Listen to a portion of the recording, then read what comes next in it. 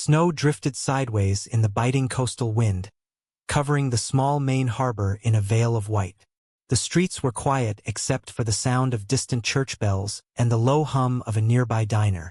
Ethan Cole tightened his scarf and balanced a half-built wooden frame under his arm as he crossed Main Street toward the community hall. Then he saw her. A woman, thin, wrapped in an oversized coat, was standing by the bulletin board outside the hall. A canvas slipped from her trembling hands, the frame snapping against the icy pavement.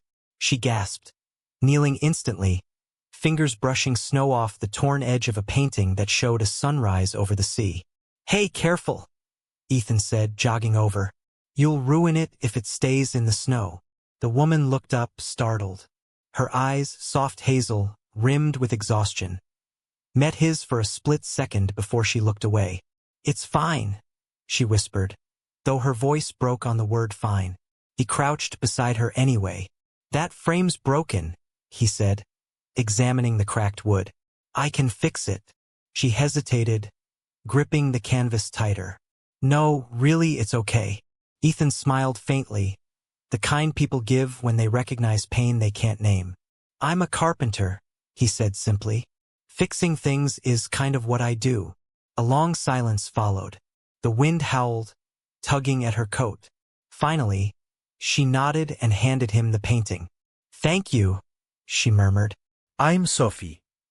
"Ethan," he replied. "You new around here?"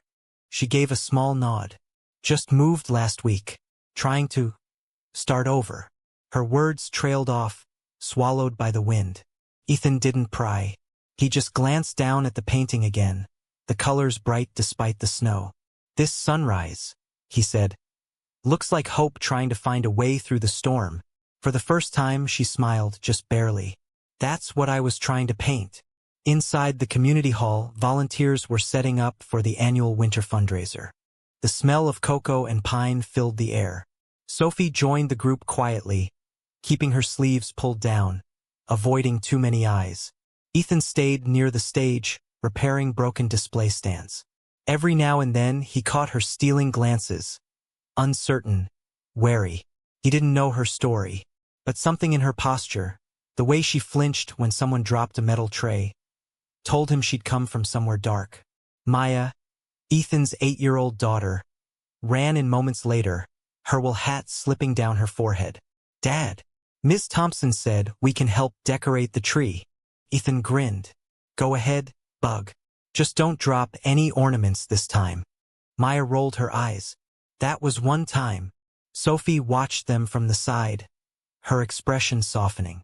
Maya, noticing her, waved a mittened hand.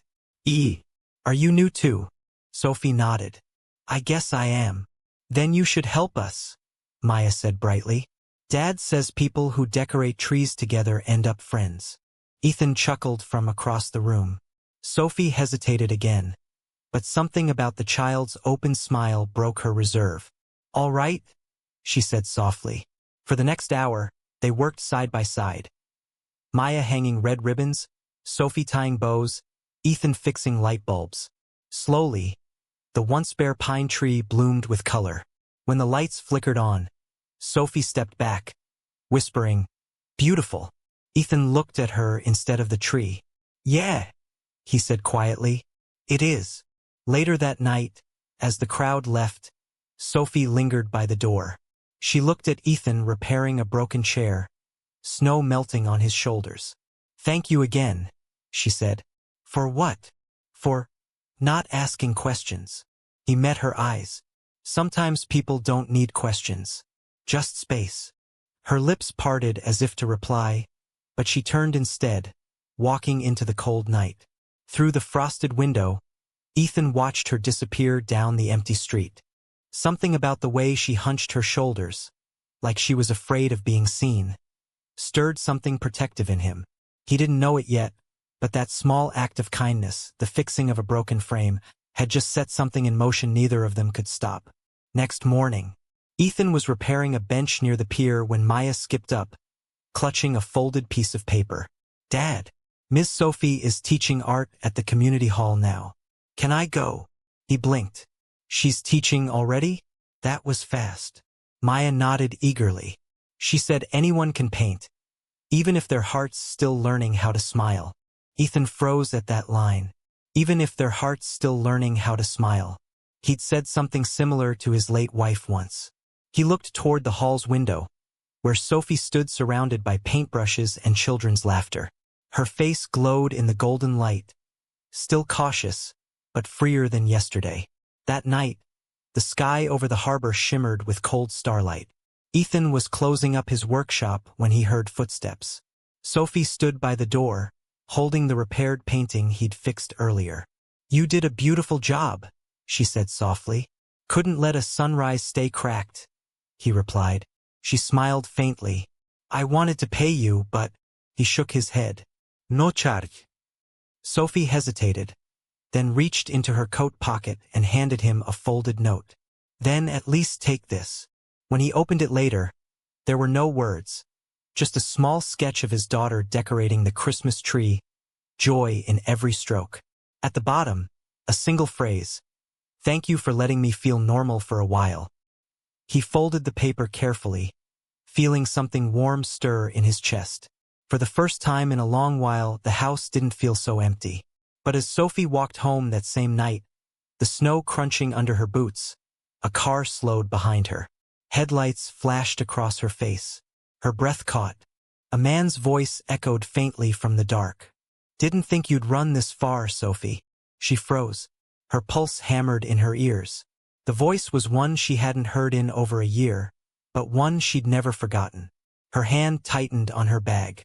She turned and hurried down the alley, snow swirling around her like ghosts of the past she'd tried to escape. The car didn't follow. But her peace, what little she'd found, was gone. If you're feeling that chill too, take a deep breath and subscribe right now. Stories like this remind us how fragile peace can be, and how far people go to rebuild it. Sophie didn't tell anyone what happened. The next morning, she taught her art class like nothing was wrong. But when Ethan stopped by to deliver new frames, he noticed her hands trembling as she cleaned the brushes. "You okay?" he asked gently. "Just cold," she replied. But the truth hid behind her eyes, fear, the kind that never fully leaves. And Ethan, though he didn't know why, found himself wanting to protect her from something unseen.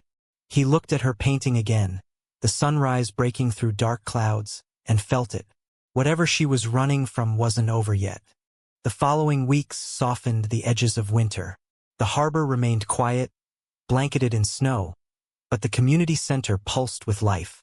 Children's laughter spilled out from its windows, carrying faint echoes of something Sophie hadn't felt in years, belonging. She painted beside the kids every afternoon, her voice gentle but alive.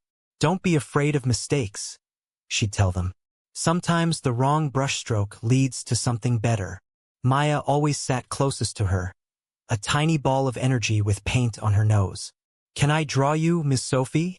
she'd ask. "Only if you promise to make me look happy," Sophie replied, smiling softly. Maya tilted her head. "You already look happy sometimes, just not always." That childlike honesty hit deeper than it should have. Sophie blinked back tears. "You're very observant, Maya." "I'm just like Dad," the girl said proudly. "He says you can tell a person's story from their eyes." Sophie froze a second, her brush hovering above the canvas. "Your dad sounds kind." "He is," Maya said. "But he gets sad too, when he thinks I'm not looking." That evening, Ethan dropped by the hall again to pick Maya up. He found Sophie alone, rearranging the paintings on the wall. One of them, hers, showed a broken window reflecting sunrise. He stepped closer, his tone easy but sincere. "You've got real talent. Ever think of showing your work?" She smiled without meeting his gaze. "I used to. Before things got complicated." "You mean before you moved here?" She nodded faintly. "Before everything changed." Ethan studied her for a moment, sensing a weight behind her words. He didn't push. "Well, for what it's worth," he said quietly, "the world could use more of what you paint." When she looked up, he wasn't just a kind man anymore. He was someone who saw her, and that frightened her more than she expected. That weekend, A storm hit the coast. The power flickered out across the town, leaving the streets dark and still. Sophie wrapped herself in a blanket and sat by the candlelight, sketching the outline of a lighthouse. It reminded her of safety, of light that refused to die in the storm. A knock startled her. She hesitated before opening the door. Ethan stood outside, snow in his hair, holding a flashlight and a thermos. "Hey, I figured you might need something warm. Power's out everywhere." Sophie blinked in surprise. "You walked here in this weather?" He shrugged. "You live 2 blocks away. Besides, I couldn't leave you freezing." She stepped aside slowly. The candlelight cast soft gold across her face. "Thank you, Ethan." He poured cocoa into a mug, setting it on her small table. "You live alone?" "Yes." He nodded, glancing around the tiny apartment. It was sparse. 1 chair, a small bed, scattered brushes. Yet everything was meticulously neat, almost as if she was afraid to leave a trace behind. "You paint a lot," he said, eyeing the canvases leaning against the wall. "Painting keeps the noise quiet," she replied softly. He didn't ask what noise she meant. Hours passed. The storm howled outside while they talked, about small things, safe things. He told her about Maya's obsession with seashells. She told him about a gallery she once dreamed of opening. Laughter came easier than either expected. But when thunder cracked, Sophie flinched so hard she nearly spilled her drink. Ethan noticed the tremor, the panic in her eyes. "It's just thunder," he said gently. She tried to laugh it off. "I know. Silly, right?" "Not silly," he said. "Everyone's scared of something." The silence that followed was heavy but human. She whispered, "Mine's not thunder. It's what came before it." He didn't press for details. Instead, he reached over and straightened the broken frame he'd fixed weeks ago, still hanging crooked on her wall. "There. Better." Her eyes softened. "You really do fix things." "Not everything," he said, smiling sadly. "But I try." The next morning, Sophie walked with Maya to the pier. The storm had passed, leaving the sea calm and glittering. Maya skipped ahead, collecting shells while Sophie followed, the cold wind biting her cheeks. "Miss Sophie," Maya said suddenly, "you should come to our house for dinner." Sophie stopped. "Oh, I couldn't. Please? Dad makes the best chowder ever." Sophie laughed. A real, unguarded laugh that made Maya grin wider. "I'll think about it." That night she did come. Ethan's small wooden house smelled of rosemary and salt. Maya had set the table herself. Uneven forks, mismatched plates. But the warmth in the room made everything perfect. They ate, laughed, shared stories about their favorite movies. For the first time in years, Sophie didn't feel like she was trespassing in someone else's happiness. She was part of it. Later, as Ethan washed dishes, she stood by the window watching snow fall again. "You have a beautiful home," she said quietly. "It's just walls and wood," he replied. "But it feels less empty now." Her chest tightened. "You mean, since I came?" He hesitated, looking at her. "Since you smiled." Their eyes held for a long, quiet second before Maya's voice broke the spell. "Miss Sophie, can I show you my drawing?" They both chuckled. The moment passed, but it left a trace, something unspoken lingering in the air. After dinner, Sophie helped Maya into her coat. "Thank you for tonight," she said. "You two remind me what warmth feels like." Ethan opened the door for her. "You don't have to thank us. Just keep showing up." "I'll try," she whispered. But as she walked home, she couldn't shake the thought. People like me don't get to keep good things. The next day at the community hall, a letter slipped under the door. Sophie bent to pick it up, frowning. There was no name, just her old address printed on the envelope. Her breath hitched. She tore it open with shaking hands. Inside, one line written in familiar handwriting. "You can't hide forever." Her vision blurred. The paper slipped from her fingers, landing beside her feet. Footsteps echoed behind her. She spun around, only to find Ethan standing there holding a box of supplies. "Hey, you okay?" She quickly wiped her eyes. "Yeah." Just tired. But Ethan saw the tremor in her hands. Something inside him stirred again. Instinct, protectiveness, maybe something deeper.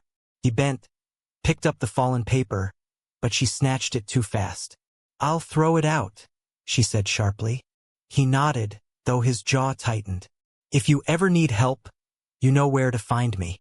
When she met his eyes, there was no judgment there, just concern. And that scared her more than the letter. That evening, she couldn't sleep. Every creak of the floorboards, every shadow felt alive.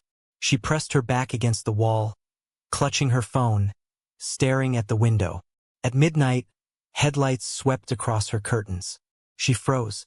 The engine idled outside for a moment, then drove away. Only then did she let herself breathe. The next morning, she came to the community hall early. Ethan was already there fixing a table. He looked up, smiled softly. "You're early." "I couldn't sleep," she admitted. He gestured to the sunrise outside. "Then at least you didn't miss that." They stood side by side, watching light break over the harbor. Sophie whispered, "Do you ever feel like the world's giving you another chance?" Ethan smiled faintly. "Every morning I wake up and Maya's still smiling." "Yeah." "Ido." She looked at him, tears in her eyes. "You make it sound easy." "It's not," he said. "But it's possible. If this moment made your heart feel something, take a second to like this video and subscribe. Because somewhere out there, someone's sunrise is waiting to begin again." When he turned to leave, Sophie reached out impulsively and touched his hand. "Ethan, thank you." He nodded. "For what?" "For reminding me people like you still exist." She walked away before he could reply, leaving him standing there with something new flickering behind his calm eyes. Hope. That day, Sophie painted in silence. A lighthouse stood tall against crashing waves, light breaking through the mist. She titled it "Still Standing." The days that followed felt calm, deceptively calm. Sophie's art classes grew. Laughter filled the community hall again. And for a while, it seemed like her new life might hold. But peace has a fragile heartbeat, and hers was slowing beneath the weight of something unseen. One evening, as the last of the children left the hall, Sophie stayed behind to clean the brushes. The winter sun had faded, leaving only the hum of the heater and the faint creak of wood. She reached to turn off the lights when she noticed a shadow moving outside the frosted window. Her pulse spiked. She stepped closer, heart hammering. A man stood by the lamppost across the street, motionless, head tilted slightly as if watching her. When she blinked, he turned and walked away. She stood frozen for a long time after, the silence pressing against her ears. Finally, she locked up, grabbed her coat, and walked home fast, checking every corner. That night, sleep wouldn't come. Her thoughts twisted into memories. His voice, the breaking glass, the promises that turned to bruises. She'd rebuilt her life from ashes, changed towns, names, everything. But monsters don't vanish when you stop saying their names. At 3 a.m., a text came through. Unknown number. "You left things unfinished, sophomore." Her throat tightened. She deleted it, then turned off the phone and sat on the floor, arms around her knees, trembling. The next day at the pier, Ethan noticed she wasn't herself.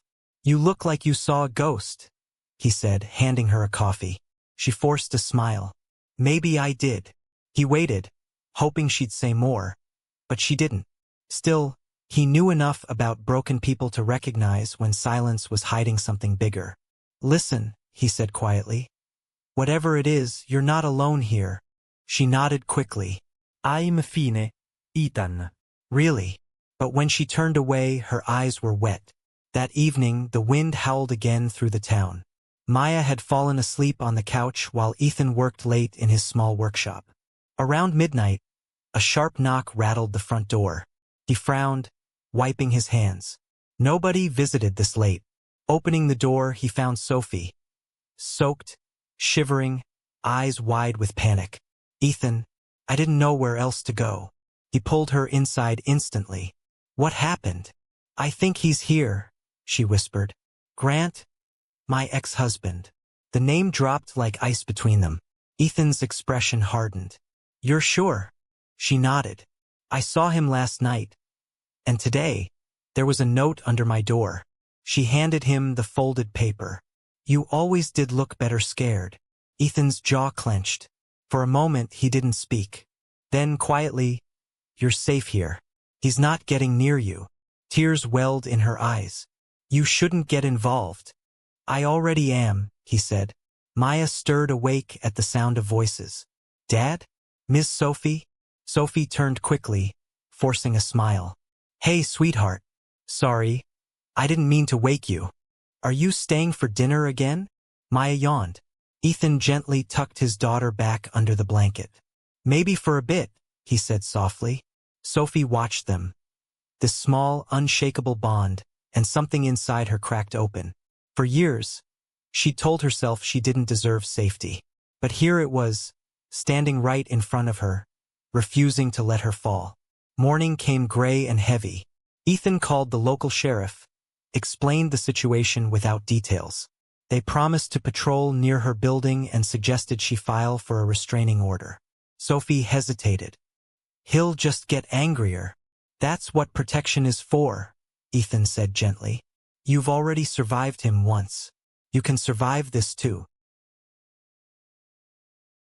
She nodded slowly, gripping the cup of coffee he handed her.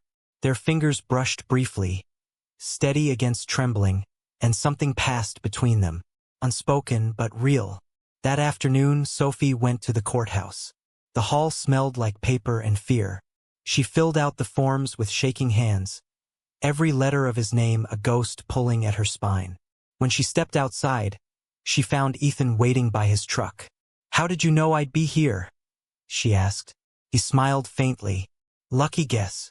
She looked at him for a long moment, realizing he wasn't there out of pity. He was there because he cared. That night, she tried to rest. The streets outside were silent, blanketed by snow again. She had begun to drift into sleep when glass shattered downstairs. Her eyes flew open. She grabbed her phone, heart pounding. Another crash. Footsteps. Her voice trembled as she dialed Ethan. "He's here. I'm on my way," he said instantly. Before she could respond, the door burst open. Grant stood there, face hardened, eyes cold. "You thought you could hide from me?" Sophie backed up, voice shaking. "Get out." He took a step closer. "I gave you everything, and you ran." Her hand trembled toward the kitchen counter, searching for anything.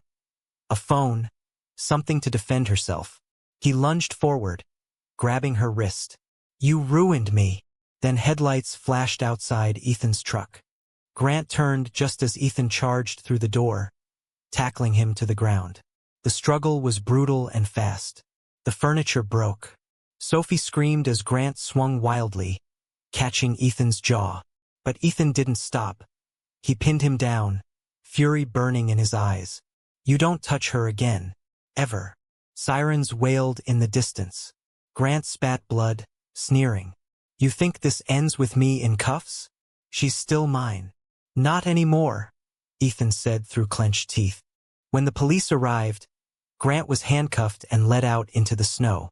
Sophie stood trembling, Ethan's coat draped around her shoulders, tears freezing on her cheeks. Hours later, after giving her statement, she sat on Ethan's porch, the first rays of dawn creeping across the horizon.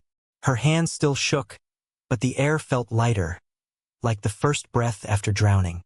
Ethan handed her a mug of tea. "You did it, Sophie. It's over." She looked up at him, her eyes swollen but clear.